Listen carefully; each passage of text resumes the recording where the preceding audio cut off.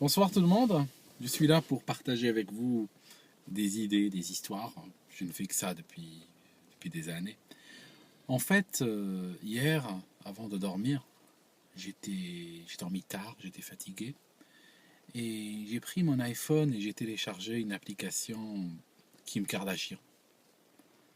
J'avais envie, quelque part, avec ce geste symbolique, de revenir à la maison. Alors revenir à la maison dans quel sens? C'est un petit peu comme, vous savez, quand le pape Urbain II, je crois, avait lancé la croisade. Il y a énormément de gens de diverses dispositions, des dispositions différentes en termes de mental, d'intelligence, de classe sociale, sont partis de plein d'endroits. Et puis, ils sont partis pour aller vers Jérusalem.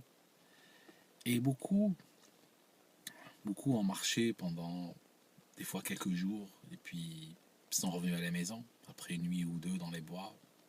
Ils n'ont pas pu tenir le coup.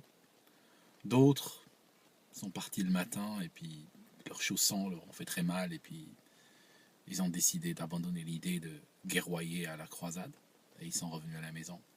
D'autres sont perdus en chemin, certains sont morts et puis très très peu ont vu Jérusalem. Et en fait, j'aime bien comparer cette image à l'assaut que les gens donnent, à la rigueur les gens qui se donnent la peine de chercher la vérité au lieu de chercher à augmenter leur revenu. Il y a énormément de gens qui partent d'endroits différents, ils ont un point de départ différent chacun, ils suivent des chemins différents forcément, et ils ont des dispositions différentes. Et puis, le chemin est dur, et parfois, on a envie de revenir en arrière. Alors c'est pour ça que je vous parlais de revenir à la maison. J'avais envie de revenir à l'époque où je regardais la télé, je lisais les news des célébrités, je regardais le foot. J'avais une télévision, vous comprenez? C'est une époque où je m'amusais un peu. Je n'ai jamais été vraiment amusant, vous savez, ça vous étonnerait, j'ai jamais été un gars amusant. Bon, dans la vie de tous les jours, hein, c'est comme ça. Mais voilà. Alors, ce chemin, le problème avec, c'est que c'est un chemin de solitude. Ça, c'est le problème. Parce que quand tu quittes la place, je parle là, je parle pas de place en termes de lieu de vie, je parle de place mentale, spirituelle, tout ça. Quand tu quittes la place dans laquelle tu es et tu n'as pas atteint encore la place que tu veux atteindre, eh ben, entre les deux, ben, tu es seul. Hein, voilà. Quand tu sors de chez toi pour aller faire la fête chez des amis, ben, en chemin, ben, tu es seul. Voilà, c'est un petit peu ça.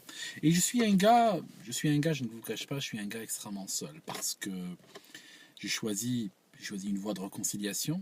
Ça signifie que je suis, pour les musulmans, je suis pas assez musulman. Pour les non-musulmans, je suis trop musulman. Pour les étrangers, je suis trop intégré. Pour les locaux, je suis trop étranger. Pour les blancs, je suis africain. Pour les africains, je suis trop blanc, etc. Vous comprenez, les gens aujourd'hui ont pris cette habitude de classer les personnes comme on classe des minéraux. Vous savez, avec les minéraux, c'est facile de classer. Avec les plantes, c'est déjà plus difficile. Avec les humains, il faut peut-être résister à la tentation de vouloir les classer à tout prix. Mais malheureusement, il y a tellement de divisions aujourd'hui que le fait que j'essaye de trouver mon Tao, mon chemin dans une sorte de réconciliation qui réconcilie l'inconciliable souvent, eh ben, me met en porte-à-faux par rapport à tout le monde. Personne ne me reconnaît dans son clan, et tout le monde peut, à une occasion ou à une autre, me reconnaître comme étant à l'opposé de son propre clan. Donc, voilà, c'est un chemin de solitude, c'est toujours une forme de croisade. Alors, je voulais vous dire un truc, vous savez, quand j'ai fait la dernière vidéo, quand j'ai parlé du prophète des musulmans, j'ai dit qu'il n'y a pas question, d'après les ressources historiques, qu'il fut pédophile. Il y a énormément de musulmans qui m'ont écrit pour me dire tu nous as soulagés d'un poids, on s'est senti libéré de quelque chose, on s'est senti libéré d'une tension, parce qu'une contradiction à l'intérieur est toujours génératrice d'une tension. Et ils se sont sentis libérés de cette tension. Alors, bien sûr, j'ai eu en même temps énormément de gens qui sont soudainement devenus spécialistes en Sahih al-Bukhari, des gens qui, hier, sur d'autres vidéos, disaient qu'ils n'étaient pas religieux, qu'ils ne croyaient pas en Dieu et que la religion c'était de la foutaise, qui soudainement étaient devenus experts en Sahih al-Bukhari. Ils me disaient non, il s'est marié avec elle à 6 ans, il n'y a pas moyen. Ça m'a rappelé une histoire, il y a quelque temps, j'avais parlé de la Kabbalah dans une de mes vidéos. Puis plein de gens sont venus me dire ah oui, dans la Kabbalah, il y a des choses horribles, etc. Alors j'étais un petit peu étonné par ce qu'ils disaient, parce que, vous savez, j'ai tenté plusieurs fois de lire le Zohar, qui est de Rabbi Shimon Bar Yochai, qu'on considère, je ne vais pas dire l'inventeur de la Kabbalah, c'est pas vraiment cela, mais on va dire c'est le livre, un des livres les plus importants de la Kabbalah.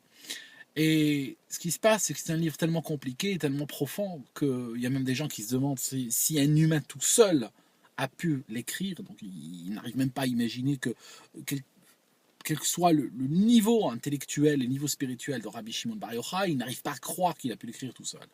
Et c'est un livre extrêmement complexe à comprendre, à tel point que, après plusieurs lectures, je suis exactement au même niveau que j'avais lorsque je ne savais même pas que ce livre existait. Et soudainement, je faisais face dans les commentaires sur YouTube, à plein de gens qui étaient experts dans ce livre et qui pouvaient me dire exactement ce qu'il contenait. C'est un peu. C'est un peu. Ouais. Enfin, de la même manière, quand j'avais parlé de cette histoire dans la dernière vidéo, il y avait eu des gens qui sont devenus experts en Sahih al-Bukhari. Pourtant, moi, je me souviens, à la maison, on avait une collection épaisse comme ça. 13, 14, 15 volumes, je crois, qui s'appelait Fath al-Bari. Fath al-Bari, c'était quoi? C'était un livre qui était en plusieurs volumes, rien que pour expliquer Sahih al-Bukhari.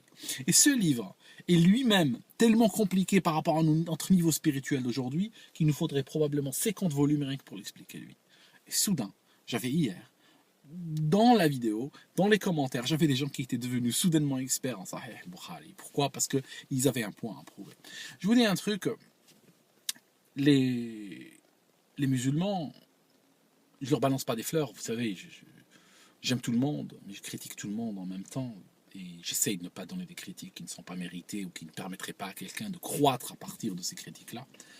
Les musulmans ont été extrêmement entubés tout le long de leur histoire par leurs élites intellectuelles, leurs élites politiques, leurs élites spirituelles aussi. Alors, chaque fois qu'il y a eu que les élites politiques avaient envie de se lancer dans une crapulerie, ils avaient toujours à leur droite les élites spirituelles qui validaient, qui donnaient une dimension céleste à la crapulerie qu'il y avait dans la tête du dirigeant. Vous comprenez cela? Ça marche jusqu'à maintenant. Il y a toujours eu, d'ailleurs même pendant très longtemps dans le contexte occidental, il y a eu l'Église qui a marché avec le pouvoir et qui a constitué, si vous voulez, une sorte de dictature complètement terrestre, mais se réclamant de quelque chose de divin. Et on trouve la trace de cela jusqu'à maintenant. Par exemple, la reine d'Angleterre est toujours le chef de l'Église. Vous comprenez? C'est un reliquat d'une période où on avait toujours le dirigeant et à sa droite on avait toujours le représentant de Dieu qui justifiait, les uns justifiaient en fait ce que faisaient les autres. Dans le monde musulman, ce n'était pas très différent, mais ça a pris encore un niveau de violence et de distorsion encore plus élevé que ce qu'on a vu dans le monde occidental. Alors, je vous donne un exemple. Par exemple, vous savez, la profession de foi des musulmans, c'est ce qu'on appelle la shahada. Et ça commence, pourquoi ça s'appelle la shahada? Parce que ça commence par ashhadu an la ilaha illallah. Ça signifie je témoigne qu'il n'y a qu'un seul Dieu qu'Allah. Donc, ashhadu en arabe, ça veut dire témoigner. Alors, ce qui se passe, c'est que ils ont poussé le vice jusqu'à créer une définition ultérieure du mot yashhadu pour le transformer en yashhadu, ça signifie c'est quoi? Shahid. Shahid, c'est le témoin, celui qui a témoigné de quelque chose, est devenu celui qui est mort pour Allah. Ah oui. Donc un jour, même manger un plat de lentilles, en arabe, voudra dire mourir pour Allah. Quand l'enfant dira à sa mère, ça veut dire quoi manger un plat de lentilles, elle lui dira, ça veut dire mourir pour Allah. Vous comprenez le problème, comment les musulmans ont été manipulés tout le long de leur histoire. Parce qu'en fait, Allah, je vais vous dire un truc, Allah n'a aucun intérêt à créer l'humanité, diviser en deux parties, et dire à une moitié, écoutez, votre rôle dans la vie, c'est de mourir en allant tuer l'autre partie. Hein, ça n'a pas de sens, ça serait une création, ça signifie que toute cette création serait foutage de gueule. Or, elle ne l'est pas. Et en fait, ce qui s'est passé, c'est que toutes ces histoires de mourir pour Dieu, comme Dieu n'est pas là, il ne demande pas de mourir pour lui, qui ne demande de mourir pour lui, c'est en général des crapules qui sont au pouvoir, que dont les enfants sont trop précieux pour qu'ils les envoient mourir, et en fait ils envoient les enfants du peuple pour qu'ils aillent crever pour eux, pour qu'eux ils puissent réaliser leurs desseins politiques, géostratégiques, etc. On connaît. C'est une histoire qui se répète depuis 1000 ans, ça ne date pas d'aujourd'hui. Or le truc c'est que je pense aujourd'hui, je le pense très, très fort, il faut aider les musulmans à remonter leurs pantalons, il faut aider les musulmans à se sortir de cette gangue, à se sortir de toutes ces manipulations qui ont trop longtemps continué. Quand on raconte des saloperies, quand on dit à un gamin que Yashhadou, ce n'est pas un témoin, mais c'est un mort, c'est quelqu'un qui se tue, on lui fait une violence terrible. Et dans la Bible, il est écrit, Éphésiens 5:11, il est écrit que ne vous associez point aux œuvres futiles des ténèbres, mais dénoncez-les. Donc ce qui se passe, c'est que moi je ne vais pas, quand je vois cette œuvre des ténèbres, quand je vois cette crapule d'imam remplir des têtes d'enfants de violence, moi je ne vais pas venir confirmer ce qu'il dit, je ne vais pas venir leur rajouter une couche. Je pense qu'il va falloir aider les musulmans à se libérer parce qu'ils ne demandent que cela. Chaque fois que j'ai parlé de religion, vous savez, maintenant je viens juste de vous définir le mot shahada et je viens de les inviter à aller voir dans le dictionnaire. Je vous invite même à aller voir dans le Coran. Kunu shahada al-haq, soyez témoins pour la vérité. Man yaktumu shahadata, celui qui tait la shahada, ça signifie quoi? Celui qui tait son témoignage. D'accord? Et là, je peux vous dire qu'il y a énormément de musulmans qui vont réfléchir ce soir et me dire oh, mais c'est pas vrai. Oui, mes amis. Les musulmans ont été manipulés depuis très longtemps, ont été trahis, manipulés depuis très longtemps. Et je les invite à aller scratcher sur la surface et vous allez voir que l'écheveau de mensonge n'est pas... est juste là, Il suffit juste de faire le premier pas. Une fois que vous tirez, vous savez, c'est comme que vous commencez à bobiner. Après, vous allez tirer toute la saloperie qui a été installé dans cette société pendant très longtemps. Et je pense que la réconciliation, pour ceux qui pensent réconciliation, vous savez, je suis sur un Tao de réconciliation, je suis sur un chemin de réconcilier l'inconciliable. Vous voyez que je fais souvent des références au judaïsme, au Coran, au christianisme. D'ailleurs, il m'arrive même des fois de gaffer. Par exemple, je suis dans une assemblée de musulmans et je recite un truc et puis tout à coup ils me regardent bizarrement et ils ne comprennent pas d'où ça vient. Et je me rappelle que oula, c'est un truc judaïque et je viens de sortir, c'est pas un truc musulman, j'ai pris ça du judaïsme. Enfin, les deux religions sont tellement proches que des fois, franchement, on se confond. Et en fait, je suis sur ce Tao-là et je peux vous dire que il y a une vraie possibilité de paix, une vraie possibilité de rapprochement. Il faut juste aider les uns et les autres à s'en sortir de la gangue mentale qui a été placée autour d'eux dès l'enfance. Les musulmans ont été très particulièrement victimes de cela. Et je pense que si quelqu'un a aujourd'hui un problème avec l'islam tel qu'il est aujourd'hui, si quelqu'un souffre de cela, qu'il soit musulman ou non musulman, un musulman souffre de l'islam tel qu'il est, alors qu'un non-musulman souffre de ce que l'islam projette à l'extérieur, de ce que l'islam fait à ce monde-là, eh ben, je pense que tout le monde, voyez les deux, a un intérêt à aider le musulman a essayé de se libérer de ses démons, à remonter son pantalon. Vous savez, on ne pourra pas aller loin quand les musulmans, vous savez, le Mohammed et le prophète, et le patriarche aussi, en quelque part, ça signifie chaque musulman, on est descendant, je ne dis pas génétiquement nécessairement, moi, peut-être il y a 5 générations, j'étais au Venezuela, je ne sais pas, mais en fait, il en est descendant spirituellement quelque part. Et quand cette personne, chaque génération, il y a eu des crapules pour justifier leur propre travers, leur attrait des enfants, leur attrait de l'argent, ont essayé de placer sur lui, projeter sur lui leur propre saloperie. Vous comprenez bien qu'à la fin, il finit par être porteur d'un message qui va complètement déranger les têtes des gens. Donc voilà, je pense qu'il faut...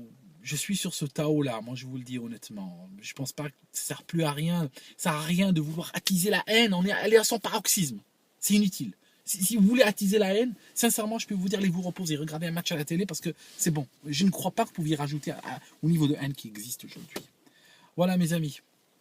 Je vous souhaite tout de bon, comme on dit en Suisse, et puis je vous retrouve dans une prochaine émission.